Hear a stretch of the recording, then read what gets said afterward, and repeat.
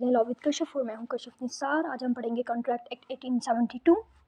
इसके most important questions हैं। ये 12 सवाल हैं जो कि हर साल पेपर में ज़रूर ही आते हैं। इनमें से कुछ ना कुछ आता ही है इन 12 सवालों में से। सबसे पहला सवाल है introduction to the law of contract. दूसरा essential of a valid contract. तीसरी चीज़ है offer and acceptance.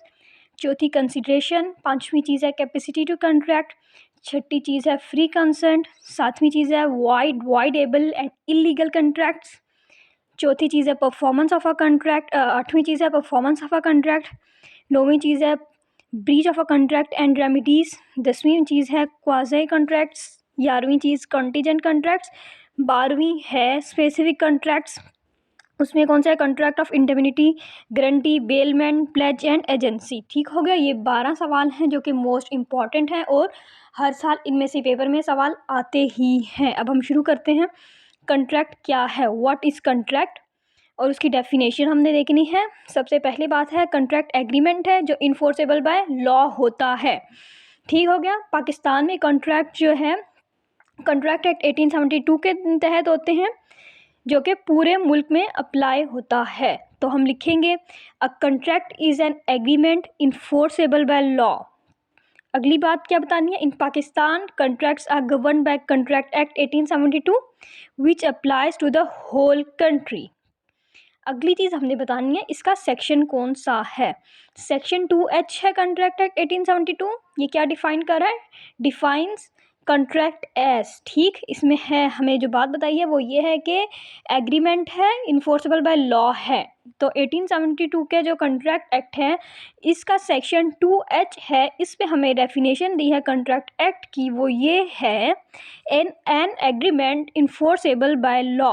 Contract act की डेफिनेशन कहाँ दी है, 1872 के सेक्शन 2H में, और वो डेफिनेशन क्या है, N agreement enforceable by law. तो इसमें दो चीज़ें आ गई, एक एग्रीमेंट हो गया और इन्फोर्सेबिलिटी आ गई, दो चीज़ें हो गई। उसके बाद हम बताएंगे a contract therefore has two essential components. ठीक हो गया। जब आपसे कोई कॉन्ट्रैक्ट के एसेंशियल कंपोनेंट पूछे तो आपको बताना है कि वो दो हैं। कौन से दो हैं, एक एग्रीमेंट है और दूसरा इन्फोर्सेबिलिटी है। एग्रीमेंट है a set of promises between two और मोर पार्टीज। ठीक हो गया। सेट ऑफ प्रोमिसेस हैं किसके दरमियान में, दो या दो से ज़्यादा पार्टीज के दरमियान में सेट ऑफ प्रोमिसेस हैं, वो हमारे एग्रीमेंट बन जाएंगे, वो हमारे एग्रीमेंट हैं। इन्फोर्सेबिलिटी क्या है, the agreement must be recognise and enforceable under the law. ठीक हो गया। इन्फोर्सेबिलिटी ये है कि एग्रीमेंट जो है वो रिकॉग्नाइज होना चाहिए और इन्फोर्सेबल होना चाहिए किसके अंडर, अंडर द लॉ। तो हमने ये पढ़ लिया कि कॉन्ट्रैक्ट होता क्या है, कॉन्ट्रैक्ट और पाकिस्तान में कहाँ के ये कॉन्ट्रैक्ट अप्लाई हो रहा है, ये पूरे पाकिस्तान में अप्लाई हो रहा है। और हमें कॉन्ट्रैक्ट की डेफिनेशन जो मिल रही है सेक्शन 2H में मिल रही है, वो हमें पता चली कि एग्रीमेंट है जो कि इन्फोर्सेबल बाय लॉ है। फिर इसेंशियल कंपोनेंट्स हमने कॉन्ट्रैक्ट के देखे, वो दो हैं, एक एग्रीमेंट है और दूसरा इन्फोर्सेबिलिटी है। उसके बाद हम इलस्ट्रेशन देखने लग गए हैं। इलस्ट्रेशन ये है कि अगर ए अपनी अगर ए एग्री होता है अपनी गाड़ी बेचने के लिए बी को 50,000 में और बी इसको एक्सेप्ट कर रहा है, तो यहाँ पे एग्रीमेंट है। जब दोनों पार्टीज फुलफिल लीगल रिक्वायरमेंट करेंगे तो ये क्या बन जाएगा, कॉन्ट्रैक्ट बन जाएगा। क्या बात है, तो अब हम देख लेते हैं। इलस्ट्रेशन में हमें पास लिखा हुआ है if A agrees to sell his car to the B for ₹50,000 5 lakh and B accept this is an agreement once both the parties fulfill legal requirement it become a contract। ठीक हो गया। एक party है जिसने अपनी गाड़ी बेचनी है, दूसरी पार्टी जो है उसने लेनी है, इन दोनों के दरमियान में क्या है, दोनों तैयार हैं इस बात में, तो ये एग्रीमेंट है। अगर जब इसमें दोनों में फुलफिल हो जाएंगी लीगल रिक्वायरमेंट तो ये क्या बन जाएगा, कॉन्ट्रैक्ट बन जाएगा। अब हमारे पास एक केस लॉ है वो हम देख रहे हैं, वो कौन सा है, वो करीम गुल वर्सेस रहमतुल्लाह है जो कि PLD 1979 SC 401 में है। तो इसमें क्या है, इसमें ये बात बताई गई है, कोर्ट ने हल किया कि लीगली इन्फोर्सेबल एग्रीमेंट जो है रिक्वायर क्या क्या चीज़ें हैं उसमें, लीगली इन्फोर्सेबल जो है उसमें रिक्वायर है free consent, lawful consideration and a lawful object. तो अब हम एक बार देख लेते हैं। केस ला हमारे पास है करीम गुल वर्सेस रहमतुल्लाह PLD 1979 SC 401। The court held that a legally enforceable agreement requires free consent, lawful consideration and a lawful object. क्या क्या चीज़ें आपके पास होनी चाहिए, फ्री कंसेंट होनी चाहिए, कंसिडरेशन आपके पास लॉफुल होनी चाहिए और लॉफुल ऑब्जेक्ट होना चाहिए। तो हमने देख लिया।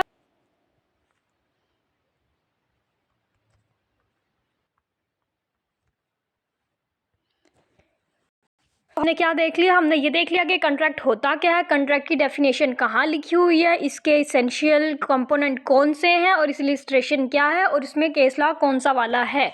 ये तमाम चीज़ें हमने इसमें देख ली। अब हम आगे बढ़ते हैं। आगे हमने देखना है essential of a valid contract. Valid contract में क्या होना चाहिए कि कोई चीज़ ऑफर हो रही है और वो चीज़ एक्सेप्ट हो रही है, उसके बाद इंटेंशन होनी चाहिए कि जो कि लीगल रिलेशन होनी चाहिए, कि हाँ इंटेंशन आपके पास होनी चाहिए कि आप लीगल रिलेशन क्रिएट कर रहे हैं। उसके बाद आपके पास जो कंसिडरेशन है वो भी लॉफुल होनी चाहिए।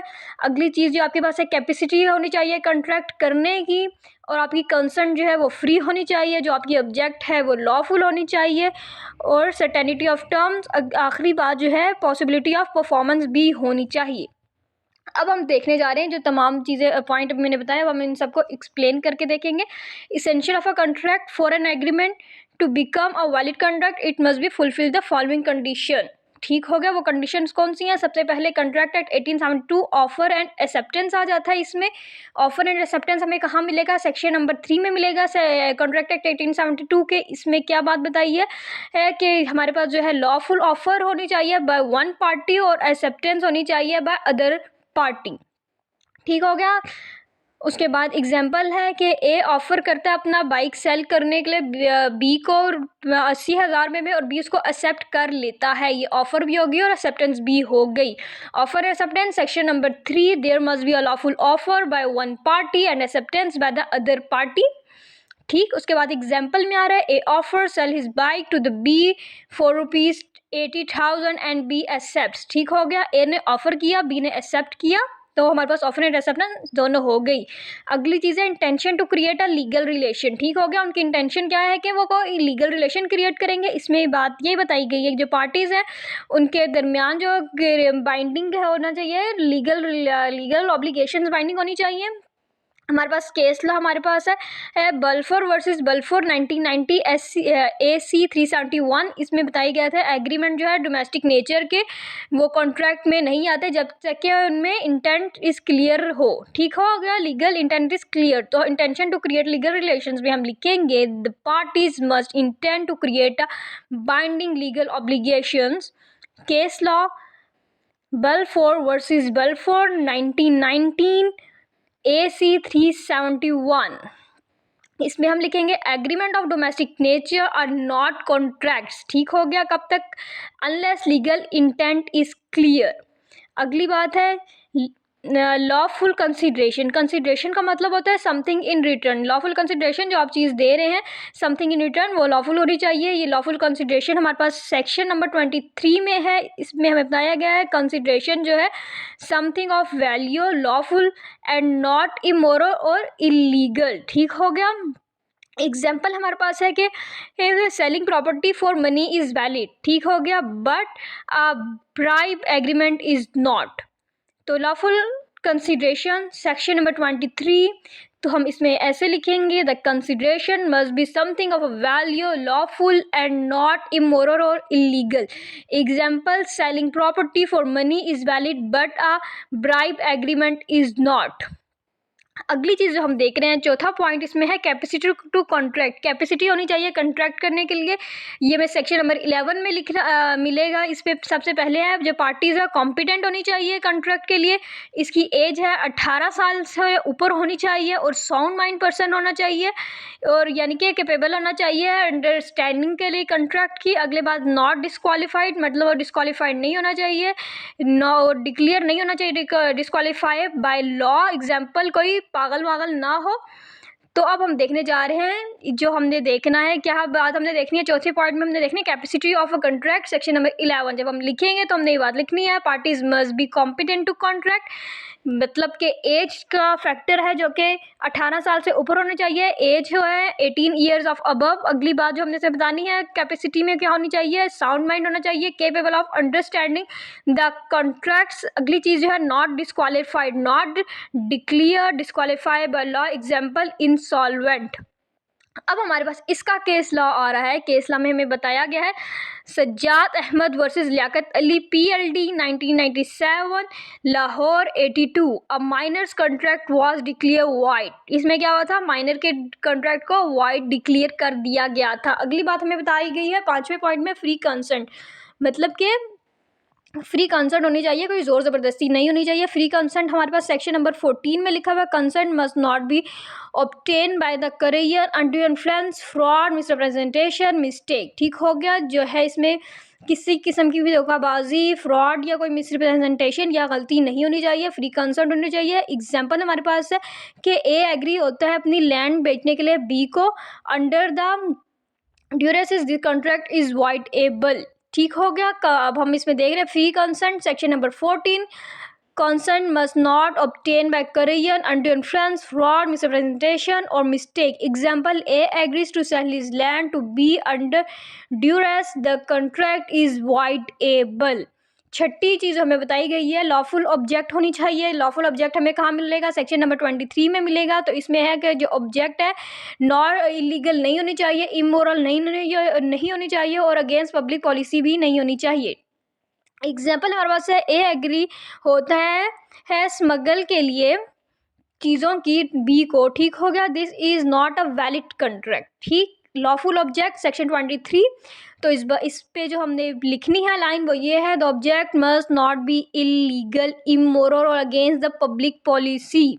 Example, A agrees to smuggle goods for B, this is not a valid contract. Lawful object का कंट्रैक्ट होता है इलीगल, इमोरल और अगेंस्ट पब्लिक पॉलिसी में कोई कंट्रैक्ट आप नहीं कर सकते। एग्जाम्पल ये बताई है कि ए एग्री हुआ चीज़ें देने के लिए, स्मगल करने के लिए बी को, ये वैलिड कंट्रैक्ट नहीं होगा। सातवीं चीज़ जो हमें इसमें बताई गई है वो है सर्टेनिटी ऑफ टर्म, जो कि हमें सेक्शन नंबर 29 में बताए गए हैं कि जो हमारे पास टर्म्स हैं क्लियर और सर्टेन होनी चाहिए, कोई एम्बिग्यूटीज़ जो हैं उसमें नहीं होनी चाहिए। एम्बिग्यूटीज़ होगी तो कॉन्ट्रैक्ट वाइड हो जाएगा। Certainty section 29, terms must be clear and certain, ambiguities render a contract void. Example हमारे पास दी गई है, I will sell you a car for a reasonable price, uncertain. ठीक हो गया। आप किसी को कह रहे हैं कि मैं तुम्हें गाड़ी दूंगा रीजनेबल प्राइस में, तो ये क्या है? अनसर्टेन है।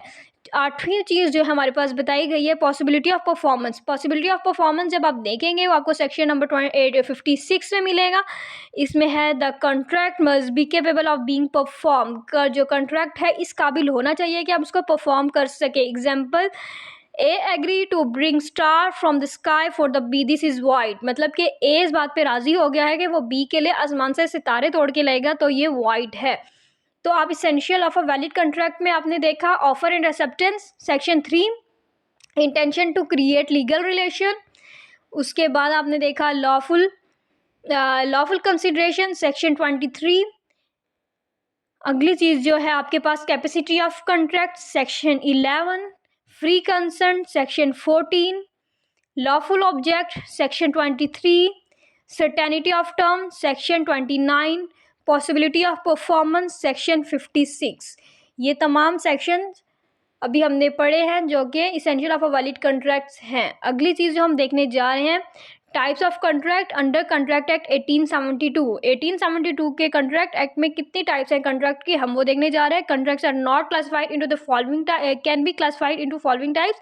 सबसे पहले बेस्ड ऑन इन्फोर्सिबिलिटी है, जो कि कॉन्ट्रैक्ट इन्फोर्सिबिलिटी में बेस करते हैं, वो है वैलिड कॉन्ट्रैक्ट। उसमें क्या है? Fulfil all legal requirements. उसके बाद वाइड कॉन्ट्रैक्ट सेक्शन 2J में आता है, एग्रीमेंट्स आर नॉट इन्फोर्सेबल।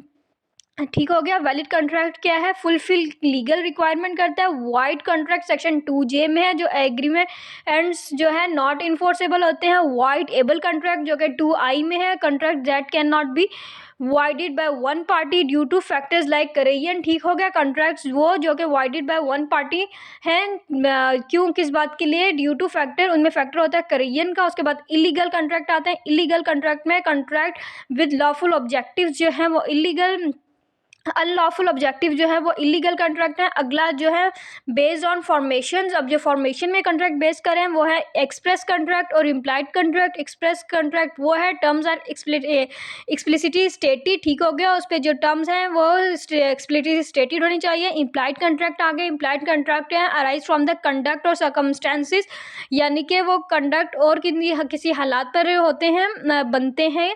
उसके बाद तीसरी चीज़ जो हो रही है बेस्ड ऑन द परफॉर्मेंस, वो वाले कॉन्ट्रैक्ट जो परफॉर्मेंस पे बेस हो रहे हैं वो है एग्जीक्यूटेड कॉन्ट्रैक्ट्स और एग्जीक्यूटरी कॉन्ट्रैक्ट्स। क्यूटेड TED और TORY दो किस्म के हो गए। एग्जीक्यूटेड कॉन्ट्रैक्ट हैं fully perform by the both the parties.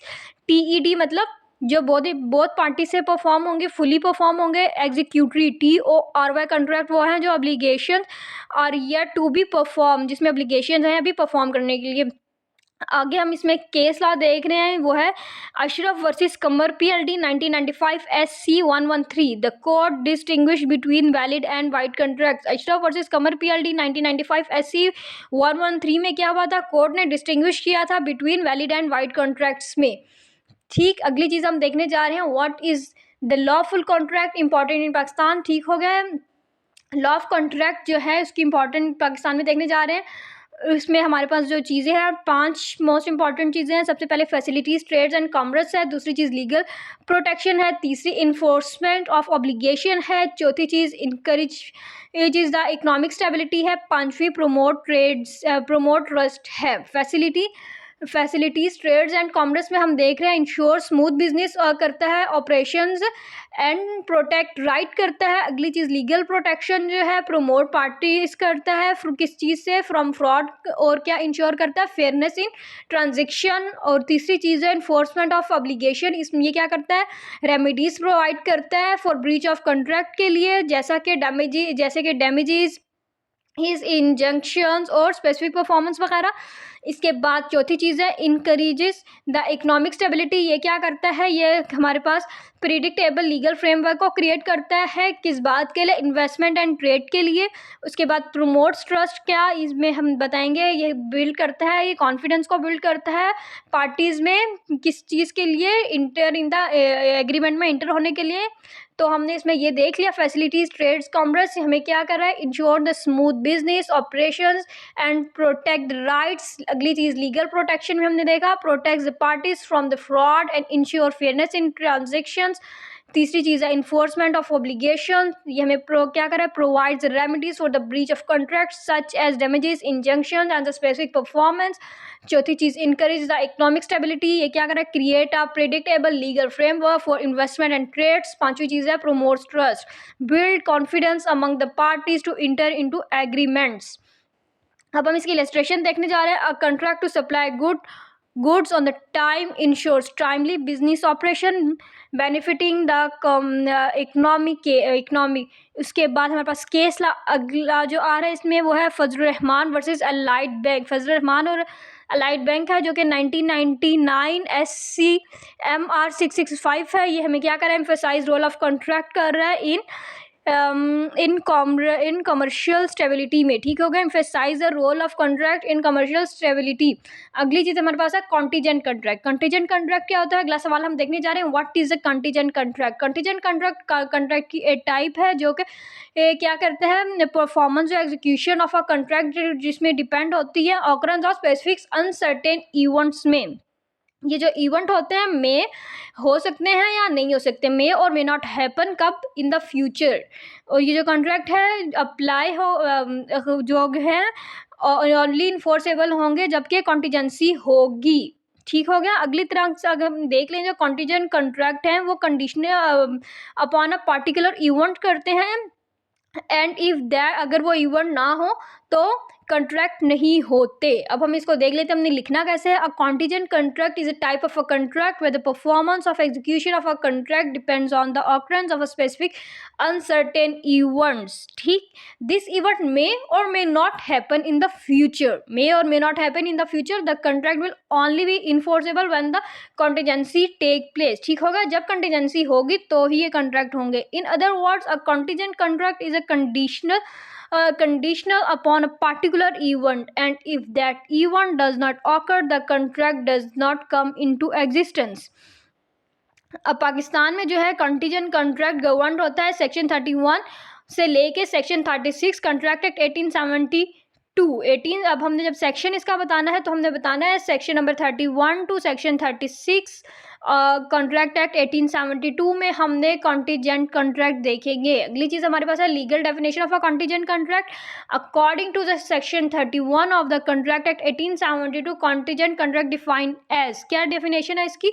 वो कॉन्ट्रैक्ट है वो जो डू और डू नॉट, किस बात पे? डू समथिंग, अगर कुछ है कोलरेट और such contract does not happen. ठीक, इसमें क्या? अ कॉन्ट्रैक्ट डू और डू नॉट और do something if the some even collateral such contract does not happen. इसका मतलब क्या हुआ? इसका मतलब ये हुआ कि performance of a contract depend करती है हैपनिंग और non happening of future uncertain event में। तो हमने लिखना है this means that the performance of a contract depends on happening और non happening of a future uncertain event. अब हमने की फीचर ऑफ कंटीजेंट देखने हैं। वो सबसे पहले अनसर्टेनिटी ऑफ इवेंट है, दूसरी बात है फ्यूचर इवेंट, वो जो इवेंट है होगा या नहीं होगा फ्यूचर में है। उसके बाद वो उसकी नेचर जो है कंडीशनल नेचर है। उसके बाद नो प्रेजेंट एप्लीकेशन है। हमारे पास इसके 4 पॉइंट हैं। सबसे पहले अनसर्टेनिटी ऑफ इवेंट है, जिसमें लिखना है द कंट्रैक्ट जो है डिपेंड हो रहा है इवेंट में जो होंगे या नहीं होंगे, वो हमारे पास अनसर्टेन है। जो इवेंट है समथिंग मे और may not happen. The contract is depend on the event that has not yet occurred and is uncertain. The event must be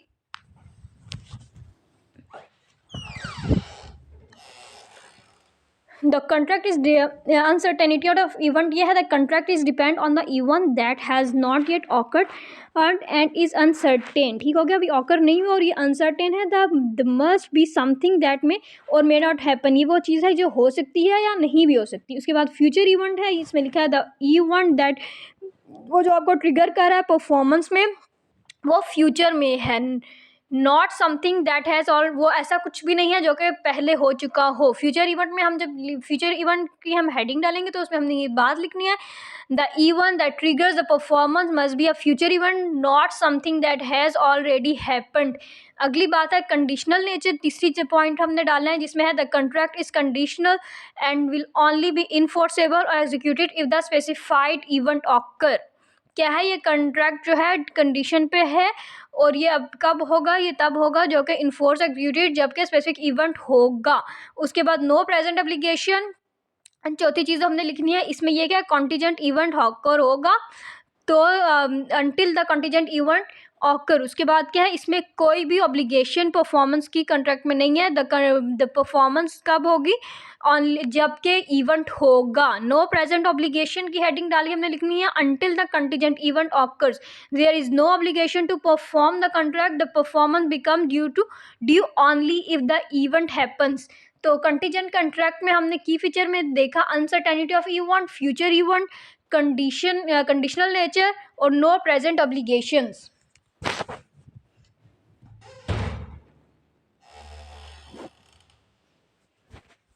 आगे हमने क्या देखना है? Types of contingent contracts.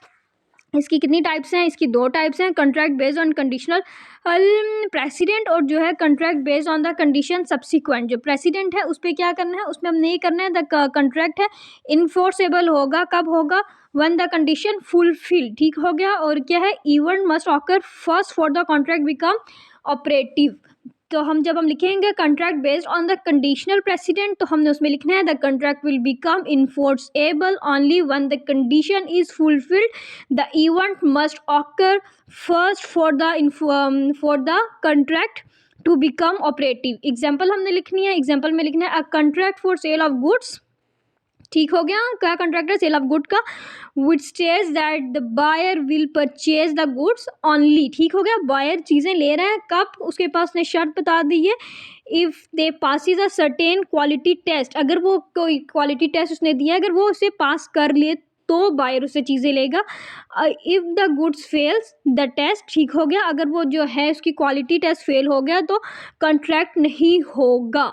ये हमने किसकी एग्जांपल देखी है जो कि कॉन्ट्रैक्ट बेस्ड होते हैं कंडीशन प्रेसिडेंट के। उसके बाद जो हमारे पास है contract based on the condition subsequent, वो क्या है? वो कॉन्ट्रैक्ट है जो इन्फोर्सेबल होते हैं unless a specific condition occurs. ठीक हो गया? After the contract has already been formed which will nullify it. इसमें क्या बात है, इसमें हमें बताया गया है कॉन्ट्रैक्ट है वहाँ जहाँ पर्सन एग्री होता है पे करने के लिए कुछ सम ऑफ अमाउंट, कुछ पैसे पे करने के लिए अगले को, अगर सर्टेन इवेंट ऑकर होगा। ठीक हो गया। एग्जाम्पल, द पर्सन हेल्थ डेटोरिएट्स, अगर इवेंट नहीं होगा तो कॉन्ट्रैक्ट जो है रिमेन वैलिड। तो हमने जब हम इसको डिफाइन करेंगे तो हम लिखेंगे a contract based on the conditional subsequent. इसमें ये बात है, the contract is enforceable unless a specific condition occur after the contract has already been form which would nullify it. ठीक हो गया। क्या था, after the contract has already been form. ठीक हो गया, वो क्या होगा, नलीफाई हो जाएगा। विच वुड नलीफाई इट, वो से नलीफाई कर देगा। एग्जाम्पल जब हम लिखेंगे इस पर हमने ये लाइन लिखनी है, contract where a person agrees to pay a sum of money to another. ठीक हो गया। If a certain event occurs, if the event does not occur, the contract will remain valid. आगे हमारे पास है condition for a valid contingent contract. अब जब हम इसकी कंडीशन देख रहे हैं वो क्या है, फ्यूचर इवेंट है, उसके बाद कोलेटरल इवेंट है, लीगैलिटी द इवेंट है, उसके बाद पॉसिबिलिटी ऑफ इवेंट है। सबसे पहले हमने क्या देखना है, फ्यूचर इवेंट्स जो है हमारे पास इवेंट है वो हमारे पास अनसर्टेन हो चाहिए, जैसा कि हमारे पास इट मस्ट बी हैपन और not happen in the future, ये फ्यूचर में होगा या नहीं होगा।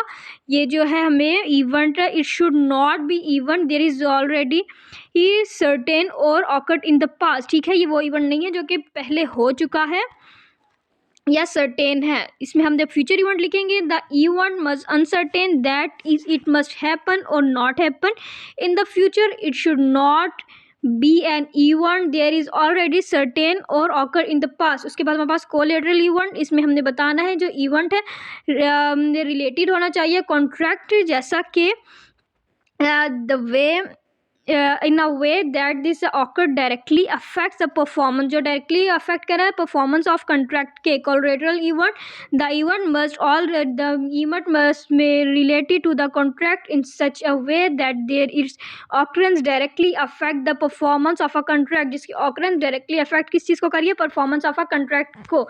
तीसरे पॉइंट में हमने लिखना है legality of event। legality of event में क्या है, contingent event एंड जो है वो लीगल होना चाहिए। अगर event illegal your against public policy होंगे तो कॉन्ट्रैक्ट क्या हो जाएगा, वॉइड हो जाएगा। लीगैलिटी ऑफ इवेंट में हम लिखें, the contingent event must be legal, if the event is illegal और against the public policy the contract will be void. चौथी चीज़ हमने बतानी है पॉसिबिलिटी ऑफ परफॉर्मेंस। इसमें हमें बताना है इवेंट जो है be the one of that can either occur और नॉट ऑकर। ठीक हो गया। उसमें क्या है, कॉन्टीजेंट जो हमारे पास है फिजिकली एंड लीगली पॉसिबल है। तो हमारे पास इसकी जो इस पे जो हम पॉसिबिलिटी ऑफ परफॉर्मेंस लिखेंगे, the event must be one that can either occur और not occur, the contingency should be physically and legally possible. अब हमने कंडीशंस देख ली वैलिड कॉन्ट्रैक्ट की, वो 4 थी। फ्यूचर इवेंट होना चाहिए, कोलेटरल इवेंट होना चाहिए, लीगैलिटी ऑफ द इवेंट होनी चाहिए और पॉसिबिलिटी ऑफ परफॉर्मेंस होना चाहिए। अगली चीज़ है हमारे पास performance of a contingent contract आ रही है हमारे सेक्शन नंबर 32 के हम देख रहे हैं।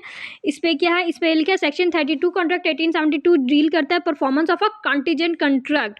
According to this section performance of a contingent contract क्या होती है, वह जो इवेंट है when the event is not happen, if the event on which the performance of a contract depend does not happen, the contract become void। ठीक हो गया। अगर इवेंट नहीं होगा तो कॉन्ट्रैक्ट void हो जाएगा। ठीक हो गया। when the event happen, जब इवेंट होगा, if the event happen the contract become the enforceable and both the parties must perform the respective obligation under the contract। अगर इवेंट होगा तो कॉन्ट्रैक्ट जो है both the parties को perform करेंगी respective obligation under the contracts. तो ठीक हो गया। 2 चीज़ें हमारे पास, अगर इवेंट होगा और दूसरी चीज़ें अगर इवेंट नहीं होगा। इवेंट होगा when the event is happen, उस पर हम लिखेंगे if the event and on which the performance of a contract depend does not happen, the contract become wide. अगर इवेंट नहीं होगा तो कॉन्ट्रैक्ट वाइड हो जाएगा। और व्हेन द इवेंट हैपन, जब इवेंट हैपन हो जाएगा, if the event happens the contract become the enforceable and both the parties must be perform the respective obligation under the contracts. अगली चीज़ हमारे पास है contingent contract and affects of non happening of the event. ये हमारे पास कहाँ है, section 33 है। अभी हमने सेक्शन नंबर 32 देखा था, अब 33 में आ गए। 33 में बता रहे हैं तो हम देख रहे हैं if the event become impossible, अगर जो इवेंट है वो इम्पॉसिबल हो गया तो क्या होगा, if the event on the which the performance of a contract depends become impossible the contract is wide. फिर जब कॉन्ट्रैक्ट हो जाएगा हमारे पास क्या हो जाएगा, वाइड हो जाएगा। अगर इवेंट इम्पॉसिबल हो जाएगा, हमने हेडिंग डालनी है if the event become impossible, तो हमने इसके हेडिंग के नीचे लिखना है अगर जो इवेंट है वो impossible, if the event on which the performance, जिस पे परफॉर्मेंस ऑफ कॉन्ट्रैक्ट डिपेंड कर रही है, वो इम्पॉसिबल हो जाता है, द कॉन्ट्रैक्ट क्या हो जाता है, कॉन्ट्रैक्ट वाइड हो जाता है। अगली बात हमने लिखनी है if the event does not happen with the specified times, मतलब कि स्पेसिफाइड टाइम पे अगर इवेंट नहीं हुआ, अगर जो टाइम लिमिट है ऑकरेंस की इवेंट की एक्सपायर हो जाती हैं इवेंट के हुए बगैर, तो कॉन्ट्रैक्ट जो है मे बिकम वाइड एबल। ठीक हो गया, क्या वाइड एबल बन सकता है और पार्टीज जो हैं रिलीव कर सकती हैं फ्रॉम देयर ऑब्लिगेशंस। ठीक हो गया। अगर तो इवेंट नहीं हुआ, सबसे पहले हमने क्या हेडिंग देनी है, if the event become impossible, अगर इवेंट इम्पॉसिबल हो गया तो हमारे पास कॉन्ट्रैक्ट हो जाएगा वाइड। अगर event does not happen with in a specific time, अगर इवेंट स्पेसिफिक टाइम में नहीं हुआ तो फिर क्या होगा, if the time limit for the occurrence of a event expires without the event happening. ठीक हो गया, ये जो टाइम पीरियड थी एक्सपायर हो गई इवेंट के हैपन होने से पहले ही, द कॉन्ट्रैक्ट में बिकम वाइडेबल, तो कॉन्ट्रैक्ट क्या बन रहा है, वाइडेबल, एंड द पार्टीज में रिलीव फ्रॉम देयर ऑब्लिगेशन। ठीक हो गया, तो क्या हो सकती हैं, पार्टीज रिलीव हो सकती हैं अपनी ऑब्लिगेशन से। तो हमने इसमें पढ़ लिया सेक्शन 33 में। 33 में हमने क्या पढ़ा है कि अगर जो इवेंट है इम्पॉसिबल हो गया है या जो है हमारे पास इवेंट हैपन नहीं हुआ स्पेसिफिक टाइम पे, ये दोनों चीज़ें हमने सेक्शन 33 में पढ़ ली कॉन्टीजेंट कॉन्ट्रैक्ट की। Effect of non happening of the event में अगली चीज़ हम देख रहे हैं example of contingent contracts. तो इस पे हमने 4 चीज़ें हैं जो कि इंश्योरेंस ऑफ अ कॉन्ट्रैक्ट्स हैं, sales of good subject to inspections है, तीसरी वेजिंग कॉन्ट्रैक्ट्स है, चौथी परफॉर्मेंस बेस्ड कॉन्ट्रैक्ट्स है। पहला इंश्योरेंस कॉन्ट्रैक्ट क्या होता है, इंश्योरेंस हमारे पास कॉन्ट्रैक्ट होता है जो कि कॉन्टीजेंट होता है, यानी कि इंश्योरेंस में क्या होता है, जो होते हैं इंश्योरर होता है वो एग्री होता है आपको कुछ अमाउंट पे करने के लिए। ठीक हो गया, वो किन सूरतों में आपको पे हो सकती है, या एक्सीडेंट की सूरत पे, डेथ की सूरत में, या फायर वगैरह की सूरत में। अगर ये चीज़ें होंगी तो ये क्या है, कॉन्टीजेंट, मतलब कि ऐसा हो जाएगा तो तुम्हें मनी मिलेगी इंश्योरेंस की। तो ये हमारे पास कॉन्टीजेंट कॉन्ट्रैक्ट में आ रहा है, एग्जाम्पल में आ रहा है। अगर ऐसा कुछ नहीं होगा तो आपको वो इंश्योरर जो है पैसे नहीं देगा। तो इंश्योरेंस ऑफ अ कॉन्ट्रैक्ट में आपने लिखना है in insurance contract is contingent contract. क्या हो गया, इंश्योरेंस कॉन्ट्रैक्ट कॉन्टीजेंट कॉन्ट्रैक्ट हो गया। The insurer agree to pay a sum to the insured if a certain event, कौन से वो इवेंट इसमें आ रहे हैं, ये उस पे इवेंट आ रहे हैं, एन एक्सीडेंट, फायर और डेथ। ठीक हो गया, ये आ रहे हैं if the event does not occur, मतलब आपका एक्सीडेंट भी नहीं हुआ, आग वाग भी नहीं लगी, आप डेथ भी नहीं हुई, तो इसमें क्या होगा, the insurer is not bound to pay, तो इंश्योरर आपको पैसे नहीं देगा, वो इस बात के लिए बाउंड नहीं करता कि वो आपको पैसे दे। अगली कॉन्टीजेंट की एग्जांपल आ रही है sale of good subject to the inspection. तो इसमें क्या है, कॉन्ट्रैक्ट है जहाँ पे बायर एग्री होता है परचेज के लिए करने के लिए कुछ चीज़ों के लिए एक इसके फ्रॉम अ सेलर। ठीक हो गया, उसमें क्या है, only if the good meets the certainty quality standard, अगर कि वो चीज़ें उस क्वालिटी स्टैंडर्ड में एक मयार में उतर रही हैं, तो अगर वो उसके मयार पर नहीं उतरी हैं तो ये फिर क्या होगा, कॉन्ट्रैक्ट नहीं हो सकता, not contract does not bind of the parties. ठीक हो गया, sale of good subject of inspection में हमने लिखना है a contract where a buyer agrees to purchase the goods from a seller only if the goods meet a certain quality standards, if the goods pass inspection the contract act is executed, if not the contract does not bind the parties. ठीक हो गया, अगर standard पे उसके उतर रही हैं तो वो ठीक है, वो करेगा, अगर नहीं उतरी तो वो इस बात के लिए बाउंड नहीं है कि वो इस पे क्या वो उसको ले। उसके बाद अगले हमारे पास है वेजरिंग कॉन्ट्रैक्ट्स। इसमें हम बता रहे हैं कॉन्ट्रैक्ट जहाँ पे दो पार्टी एग्री होती हैं पे करने के लिए कुछ अमाउंट पे है जो कि डिपेंड कर रही है आउटकम ऑफ एन इवेंट, जैसा कि स्पोर्ट्स मैच और हॉर्स रेस। ठीक हो गया, इसमें क्या है, कॉन्ट्रैक्ट्स क्या है, कॉन्टीजेंट है, ऑकरेंस ऑफ स्पेसिफिक इवेंट। तो वेजरिंग ऑफ कॉन्ट्रैक्ट में लिखना है contract where the two parties agrees to pay certain sum depending on the outcome of an event. ठीक हो गया, कहाँ से आ रही है, depend on outcome of an event, outcome of events like जैसा कि आपके पास क्या कौन सी चीज़ें आ रही हैं, स्पोर्ट मैच और अ हॉर्स रेस में, ठीक है ना। The contracts are contingent on the occurrence of a specific event.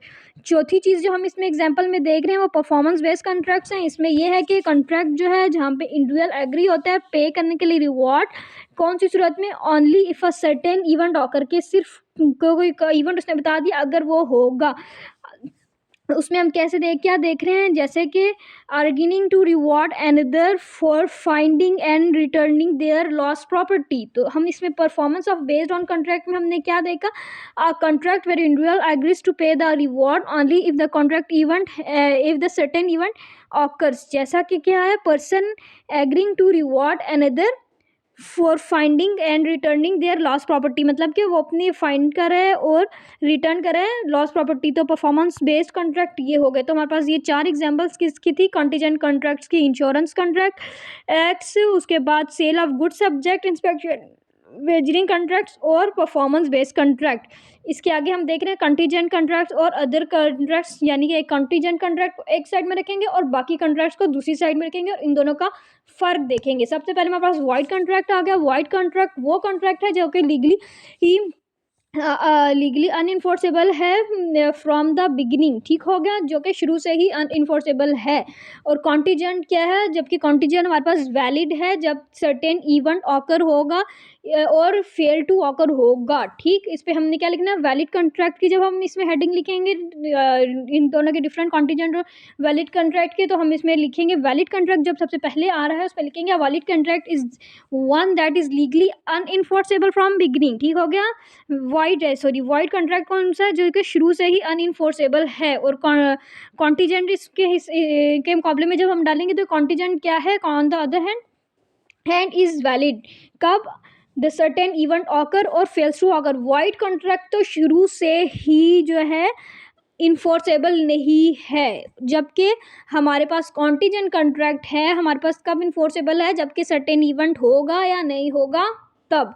उसके बाद कंडीशनल कॉन्ट्रैक्ट आ गया। कंडीशनल कॉन्ट्रैक्ट में क्या होता है, वाइल जो कंडीशनल कॉन्ट्रैक्ट्स हैं बेस्ड होते हैं कंडीशन पे, प्रेसिडेंट में और कंडीशन सब्सिक्वेंट में। हमारे पास 2 कंडीशन आ गई, कंडीशन प्रेसिडेंट और कंडीशन सब्सिक्वेंट, जो हमने पहले अभी पढ़ी हैं वही वाली, प्रेसिडेंट और सब्सिक्वेंट हमने पढ़ ली हैं। दे में नॉट ऑलवेज इन्वॉल्व अनसर्टेनिटी, ठीक हो गया, इस पर हमेशा अनसर्टेनिटी इन्वॉल्व नहीं होती। कॉन्टीजेंट कॉन्ट्रैक्ट की explicitly depends on the occurrence of a uncertain future event, ठीक। इस पे हमने क्या लिखेंगे, कंडीशनल कॉन्ट्रैक्ट है हमारे पास, जिसमें कि बेस्ड होती है कंडीशन प्रेसिडेंट और कंडीशन सब्सिक्वेंट में, जो कि हमेशा इन्वॉल्व नहीं होती अनसर्टेनिटी। और कॉन्टीजेंट कॉन्ट्रैक्ट जो है एक्सप्लिसिटी डिपेंड करता है ऑकरेंस ऑफ अनसर्टेन इवेंट, कब के, फ्यूचर के अनसर्टेन इवेंट है। तो हम जब ये लिखेंगे कंडीशनल कॉन्ट्रैक्ट्स तो हम इसमें लिखेंगे वाइल कंडीशनल कॉन्ट्रैक्ट्स में be based on a condition precedent और condition subsequent, they may not always involve uncertainty. A contingent contracts explicitly depends on occurrence of a uncertain future event. अब हम आगे लिखेंगे बायलैटरल कॉन्ट्रैक्ट। बायलैटरल कॉन्ट्रैक्ट कौन से हैं, bilateral contract वो हैं जहाँ पे बोथ पार्टीज जो है प्रोमिस करती हैं और ऑब्लिगेशन करती हैं, क्या करती हैं, कॉन्टीजेंट कॉन्ट्रैक्ट को। और जबकि हाउ है only become enforceable if certain event occurs, ठीक हो गया। इस पे हम लिखें bilateral contract। अब bilateral contract is one where both the parties make promises and obligations, ठीक हो गया। bilateral में दोनों parties हैं, वो क्या कर रही हैं, वो promises कर रही हैं और and obligations कर रही हैं। और जबकि contingent contract है उसमें क्या हो रहा है, enforceable हो रहा है जबकि certain event होगा। bilateral contract, अब bilateral contract is the one with both the parties make promises and obligation। उसके साथ उसके मुकाबले में जो contingent contract है, a contingent contract however only he becomes enforceable if certain event occurs, ठीक। अगली चीज़ हमारे पास आ रही है केस लॉ contingent contract के। सबसे पहले हमारे पास महमूद सुल्तान का आ रहा है इसमें case, Mahmood Sultan versus M A Yusuf PLD 1979 SC 102। और दूसरा हमारे पास आ रहा है MS अहमद वर्सेस कोब, ठीक हो गया, पंजाब गवर्नमेंट 1992 SC MR 1404। जब हम Mahmood Sultan Khan versus M A Yusuf PLD 1979 SC 102 देख रहे हैं। इस पर क्या है, सुप्रीम कोर्ट ने एम्फेसाइज किया था, क्या एम्फेसाइज किया था, कॉन्टीजेंट कॉन्ट्रैक्ट को वैलिड है, कब वैलिड है, the event should be uncertain and is happening और non happening must affect the performance of a contract. ठीक हो गया। उसके बाद जो अगली चीज़ MS अहमद एंड को आ रही है, इसमें गवर्नमेंट, इसमें क्या हुआ था, इस केस में ये हुआ था कि कोर्ट ने रूल किया था का कॉन्ट्रैक्ट जो है बेस्ड हो रहा है अनसर्टेन इवेंट के, वो जो लीगल और पॉसिबल है, इनफोर्सेबल है। हाँ, और if the event is impossible the contract is wide. ठीक हो गया। जब हमारे पास इवेंट इम्पॉसिबल हो गए तो कॉन्ट्रैक्ट हमारे पास वाइड हो गया। अगली चीज़ हमारे पास आ रही है कॉन्ट्रैक्ट ऑफ इंडेमिनिटी। इंडेमिनिटी का कॉन्ट्रैक्ट हमें कहाँ मिल रहा है, सेक्शन 124 में। तो सबसे पहले हम इसकी डेफिनेशन देखेंगे। A contract of indemnity is defined under section 124 of contract act 1872। Indemnity की हम कहाँ देख रहे हैं, 124 में। किसकी, कॉन्ट्रैक्ट एक्ट 1872 के। A contract is one is in which one party promises to compensate the other party for the loss or damage caused by the conduct of the promisor or promisee और third party. ठीक हो गया। इस पर क्या है आप जो है कॉन्ट्रैक्ट है जो क्या कर रहा है, प्रॉमिस कर रहा है किस चीज़ के लिए, कंपनसेट करने के लिए अदर पार्टी को, किस बात के लिए, किसी भी लॉस या डैमेज के लिए जो कि किस वजह से और है, कंडक्ट ऑफ द प्रोमिसर और द प्रोमिजी और अ थर्ड पार्टी। ठीक हो गया। कौन कौन सी पार्टी आ गई, प्रोमिसर आ गया, प्रोमिजी आ गई या थर्ड पार्टी आ गई। तो सबसे पहले हम इसकी एग्जांपल देखने हैं। इसकी एग्जांपल में हमें बताई गई है कि एक पर्सन है जो एग्री करता है कंपनसेट करने के लिए अगले बंदे के लिए, किस बात के लिए, फॉर किसी भी लॉस के लिए जो कि सफ़र कर रहा है किसी रिस्क या इवेंट के लिए, जैसा कि किसी बिजनेस इंडेमनीफाइज या सप्लायर अगेंस्ट द लॉस। तो फिर इसमें क्या है, ये जो हमारे पास कॉन्स्टिट्यूट करते हैं इंडेमनिटी कॉन्ट्रैक्ट। ठीक हो गया। अब हम एग्जांपल एक बार देख लेते हैं। If a person agrees to compensate another for any loss is suffer due to certain risk और events. Example, business indemnifies a supplier against the loss. उसके बाद हमें क्या दे, this constitute goods and indemnity contracts. अब हम इसके की एलिमेंट्स देख रहे हैं। सबसे पहले हमारे पास आ रहा है promise to compensate. Promise to compensate में क्या है, one party promise to compensate for the loss or damage suffered by the another party। ठीक हो गया। promise to compensate में हम देख रहे हैं कि एक पार्टी है जो प्रॉमिस कर रही है कंपनसेट के लिए, किसके, फॉर द लॉस और डैमेज के बारे में जो कि सफ़र कर रहे हैं कोई और बाय अनदर पार्टी। उसके बाद हमारे पास है लॉस और डैमेज। लॉस और डैमेज क्या है जो लॉस और डैमेज है कॉज होनी चाहिए कि प्रोमिसर किसके एक्ट से, एक्ट ऑफ प्रोमिसर से, यानी प्रोमिजी या थर्ड पार्टी के। लॉस और डैमेज में हम लिखेंगे the loss must be cause by the act of promisor, promisee और अ थर्ड पार्टी। अगली चीज़ जो हम देख रहे हैं वो हमारे पास ब्रीच ऑफ कॉन्ट्रैक्ट और लीगल लायबिलिटी है। इसमें यह है कि द इंडेमनिटी हमारे पास अराइज होती है इवेंट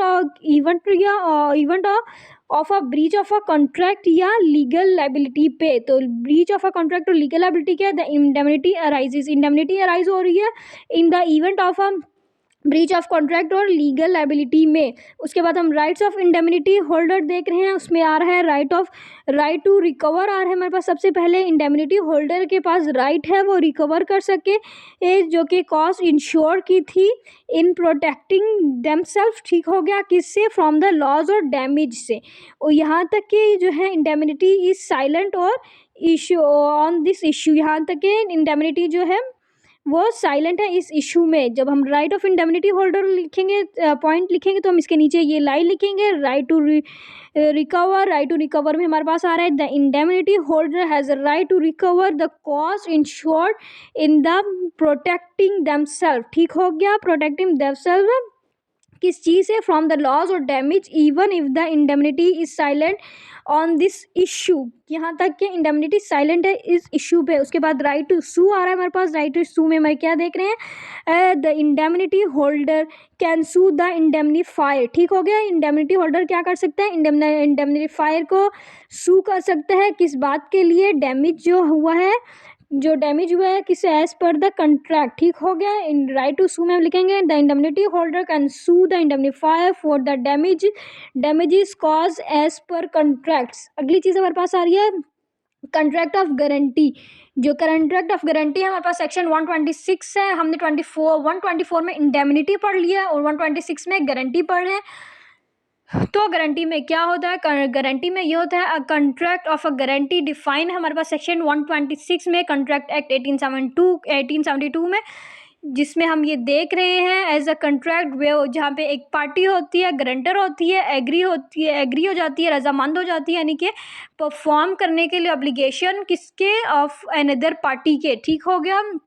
द प्रिंसिपल डेप्टर, वो अदर पार्टी कौन सी है, अनदर पार्टी जो है वो प्रिंसिपल डेप्टर है इन केस हमारे पास क्या है, the principal debtor fails to perform the duty और रीपे द डेप्ट। ठीक हो गया। जबकि जो हमारे पास प्रिंसिपल डेप्टर है वो फेल हो जाता है परफॉर्म के लिए, ड्यूटी को परफॉर्म करने के लिए या रीपे डेप्ट करने के लिए। तो ठीक हो गया। इसमें हम देख रहे हैं क्या हमने भी पढ़ा है, कॉन्ट्रैक्ट वे वन पार्टी कौन सी है, गारंटर है, agrees to perform the obligation to another party, तो अनदर पार्टी कौन सी है, प्रिंसिपल डेप्टर हो गया। कब की बात है, in case principal debtor fail, जबकि प्रिंसिपल डेप्टर फेल हो जाता है परफॉर्म करने के लिए ड्यूटी ये या रिपे करने के लिए डेप्ट को, यानी कि जो अमाउंट थी वो पे नहीं कर सका। फिर अब हम एग्जाम्पल देख रहे हैं। इसके एग्जाम्पल में आ रहा है कि अगर एक बंदा है वो person guarantees the repayment of a loan. ठीक हो गया। एक बंदा है जिसने क्या दी, गारंटी दी रीपेमेंट ऑफ लोन की, जो कि लिया है किसी और बंदे ने, किससे, किसी बैंक से। ठीक हो गया। तो पर्सन जो गारंटर है वो एग्री हो रहा है, वो पे करेगा डेप्ट के, वो जो पैसे हैं वो पे करेगा, यानी कर्ज डेप्ट है वो देगा। इफ़ द डेप्टर फेल, अगर जो बंदा है वो उसको ना दे सका, तो हमने एग्जांपल लिखनी है। If a person guarantees the repayment of a loan taken by another person, मतलब लिया एक बंदे ने, अगला कोई और बंदा उसकी गारंटी दे रहा है कि वो पे करेगा फ्रॉम अ बैंक, यानी कि उसने बैंक से लिए थे, वो बैंक को अगला वाला बंदा पे करेगा, अगर जिसने लिए वो नहीं दे सक रहा तो the person become the guarantor, जो गारंटर बना है, and agrees to pay the डेप्ट इफ द डेप्टर फेल्स, यानी कि जिसने लिए हैं वो डेप्टर है, अगर वो फेल हो गया देने से तो जो गारंटर है वो पे कर देगा। इसके बाद हमारे पास की एलिमेंट आ रहे हैं, 3 पार्टीज इन्वॉल्व। इसमें कितनी पार्टीज आ गई हैं, 3 party. There must be a creditor, एक क्रेडिटर है, एक प्रिंसिपल डेप्टर है, और अगला कौन सा है, गारंटर है। 3 पार्टियां होनी चाहिए हमारे पास, प्रिंसिपल डेप्टर यानी एक क्रेडिटर होना चाहिए, प्रिंसिपल डेप्टर होना चाहिए और गारंटर होना चाहिए। उसके बाद हमारे पास कंडीशनल लायबिलिटी आ गई। इसमें क्या है, हमारे पास जो गारंटर है, लायबिलिटी है is conditional on the failure of the principal debtor to perform or repay the obligation। Conditional liability में हमारे पास क्या है, द गारंटर के पास लायबिलिटी है कि है कंडीशनल लायबिलिटी है क्या, किस बात की, फेलियर पे प्रिंसिपल डेप्टर के वो रीपे करेगा ऑब्लिगेशन। उसके बाद रिटर्न एग्रीमेंट होना चाहिए, यानी कि हम जो एग्रीमेंट कर रहे हैं वो क्या होना चाहिए, रिक्वायर्ड बाय द लॉ होना चाहिए, रिटर्न एग्रीमेंट होना चाहिए, जो कि अवॉइड एम्बिग्यूटी से हमारे पास किसी किस्म की वो गलतफहमी वगैरह नहीं होती है। रिटर्न एग्रीमेंट जब हम लिखेंगे, इसमें लिखेंगे although not required by the law, मतलब कि ये बेशक ये लॉ से रिक्वायरमेंट नहीं आ रही है इसकी, मतलब कि हमको खुद करना है। किस बात के लिए, return agreement is recommended to avoid ambiguity, मतलब कि आपके पास बात लिखी हुई होती है तो आपको किसी किस्म की वो नहीं हो सकती है गलतफहमी वगैरह, आपके पास सब कुछ लिखा हुआ होता है। उसके बाद हमारे पास आ रही है राइट टू गारंटर। अब जो गारंटर के राइट हैं वो क्या है, राइट टू क्लेम कंट्रीब्यूशन, उसको राइट है कि वो कंट्रीब्यूशन क्लेम कर ले, यानी कि वो कंट्रीब्यूशन का दावा कर ले।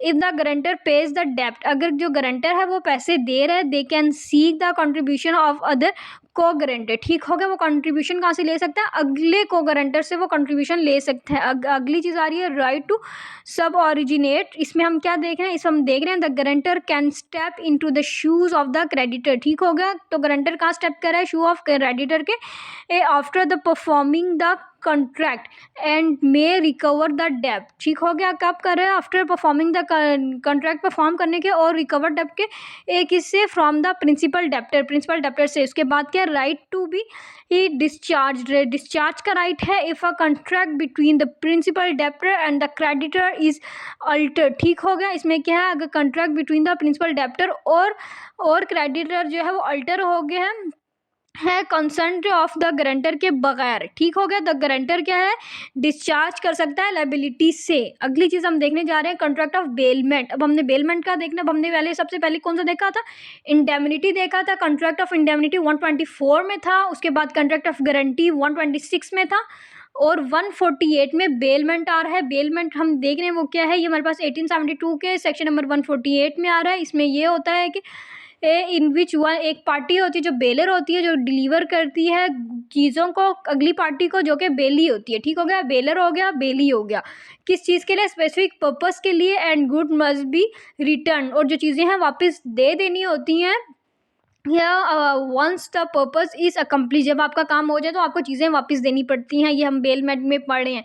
तो बेलमेंट में क्या हो गया? बेलर हो गया, बेली हो गया। ठीक हो गया।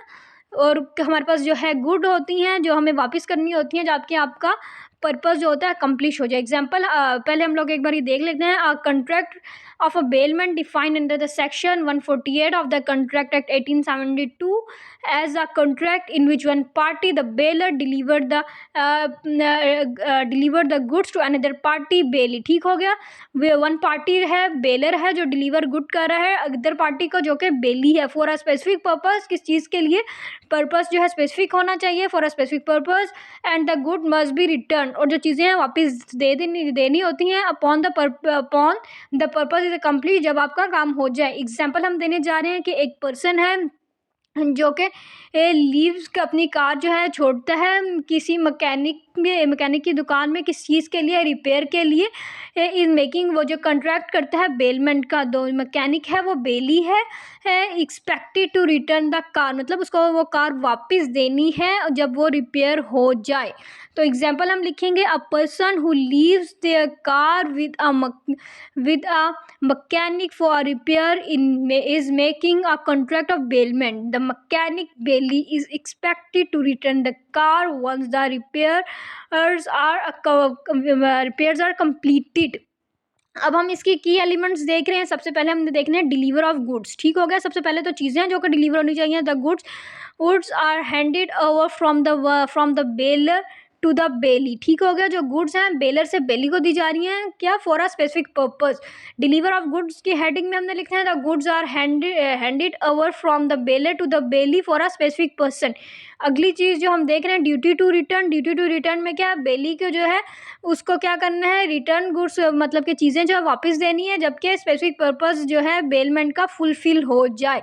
Duty of bailment, the bailee must return, जो रिटर्न किसने करनी है? Bailee. The bailee must return the goods after the purpose of the bailment is fulfilled. अगली चीज़ क्या है? Bailee's duty of the care. Bailee की ड्यूटी क्या है? केयर करने के लिए। इसमें हम बता रहे हैं बेली जो है जो टेक रिस्पॉन्सिबल है उन चीज़ों की टेक के लिए, उन गुड्स की टेक के लिए, जबकि while they are in the possession, जब तक के वो उसकी पोजेशन में हैं, जब तक उसके पास हैं। इसे हम लिखना है bailee duty of the care, the bailee must take responsible reasonable care, यानी कि वो उसकी रिस्पॉन्सिबिलिटी है कि वो रीजनेबल केयर करे of the goods while they are in the possession, जबकि वो उसकी पोजेशन में है। Right and duties of the bailee. अब हमने बेली के राइट एंड ड्यूटीज देखनी है। इस पे लिखा है right to claim the remuneration. ठीक हो गया। उसके पास क्या है? राइट है वो क्लेम कर सके रिम्यूनरेशन का। इफ द अगर जो बेलमेंट है रिवॉर्ड की गई है तो बेली है इंटाइटल, क्या?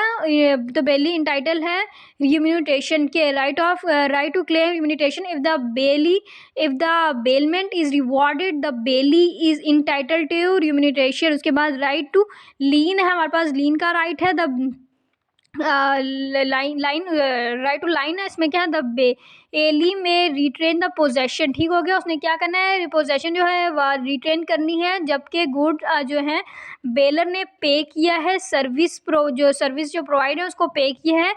ठीक हो गया। इसमें हम लिखने हैं राइट टू लाइन में लिखने हैं द बेली में retain the possession of the goods until the bailor pay the services provided. ठीक। उसके बाद provided the contract allows this. उसके बाद हमारे पास अगली जो चीज़ है right to return the good, जो चीज़ें वो वापस करने का भी duty to return the goods, जो आपकी ड्यूटी है जो आप चीज़ों को वापस भी करें। इसमें हम लिखेंगे the bailee must return the goods to the bailor. जो बेली है उसने बेलर को चीज़ें वापस देनी है और या डिस्पोज ऑफ देम और एज पर बेलर्स डायरेक्शन। ठीक हो गया। बेलर की डायरेक्शन के हिसाब से उसने काम करना है। उसके बाद हमारे पास है right and duties of the bailor. अब right and duty of bailor क्या है?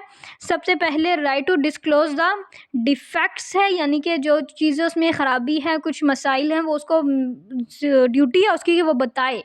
कि ये इसमें है, जो बेलर है उसको डिस्क्लोज करना चाहिए, मतलब नहीं बता देना चाहिए अगर कोई भी चीज़ है जिसमें अफेक्ट कर रही है बेली की सेफ्टी और ability to perform the task. ठीक हो गया। उसमें क्या है, right to disclose of defect में आप लिखेंगे the bailor must disclose any defect if the goods that might affect the bailee safety और ability to perform the task. ठीक हो गया। ऐसी चीज़ें जिससे उसकी सेफ्टी या उसकी एबिलिटी टास्क परफॉर्म करने में फ़र्क पड़े तो इसकी ड्यूटी है कि वो बता दे।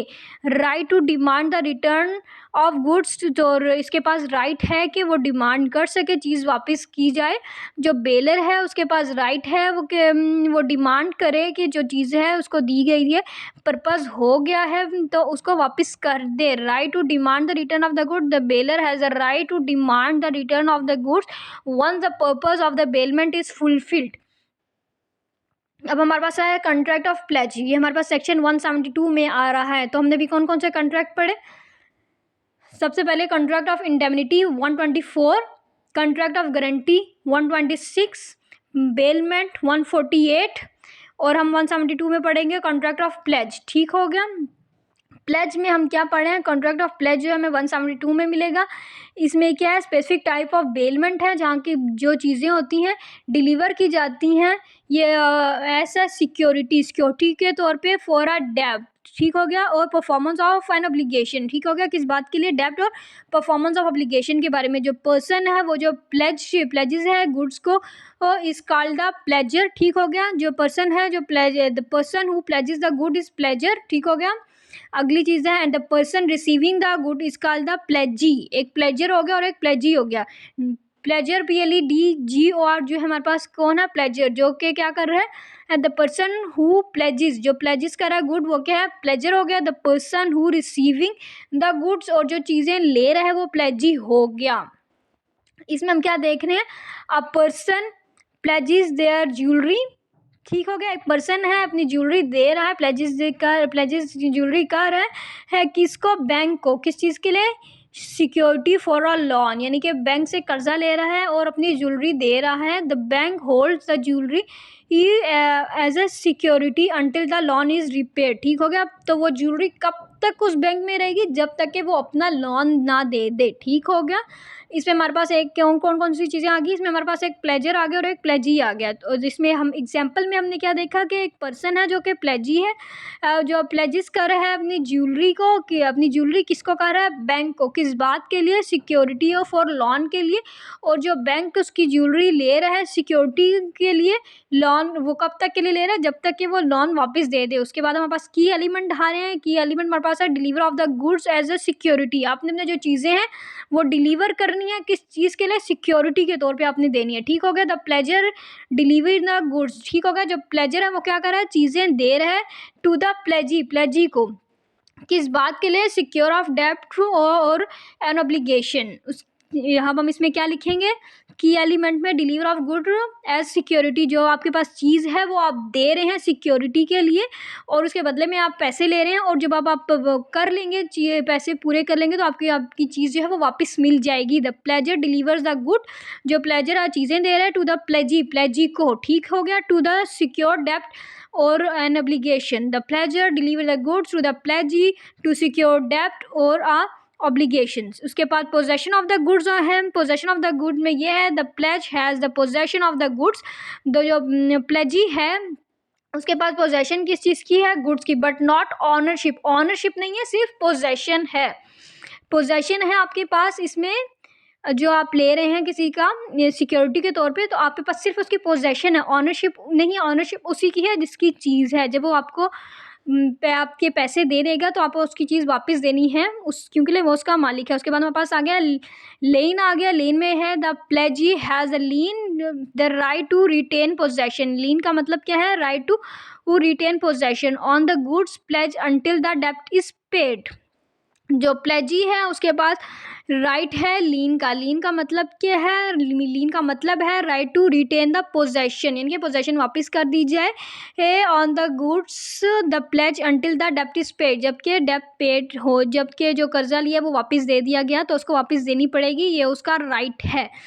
किसका राइट है, ये प्लेजी का राइट है। उसके बाद अगली चीज़ है राइट टू प्लेजी। अगला राइट ऑफ प्लेजी क्या है? Right to retain the possession, जो पोजेशन है वो ले ली जाए। The pledgee can retain the possession of the pledgee goods until the डेब्ट इज पेड, यानी कि प्लेजी जो है रिटेन करेगा possession of the good of the pledge goods. ठीक हो गया? कब करेगा? जबकि आपकी जो है पेमेंट हो जाए, कर्जा आप उतार दें। Right to sell the goods, जो चीज़ें हैं उनको बेचने का right. If the pledger default in repairing, ठीक हो गया? जो प्लेजर है वो हो गया फेल हो गया अब देने में। The pledgee can sell the pledgee goods for the recovery, मतलब कि जिस बंदे ने लिया था और पैसे लिए थे वो पैसे वापस नहीं दे सका, तो वो क्या करेगा? वो अपनी चीज़ें बेच देगा और वो कर्जा उतार देगा। Right of pledger. अब प्लेजर के क्या राइट हैं? The right to redemption, redemption का राइट है। इसमें क्या है? द प्लेजर के वो पास राइट है रिडेम करने का प्लेजर गुड का। किस बात पे? अपॉन द रिपेमेंट ऑफ डेब्ट। उसके बाद duty to return the good, जो चीज़ है उसको वापस करने की भी ड्यूटी है। इफ़ द डेब्ट इज सेटल्ड अर्ली, ठीक है? अगर जो आपने कर्जा लिया आपने वो जल्दी दे दिया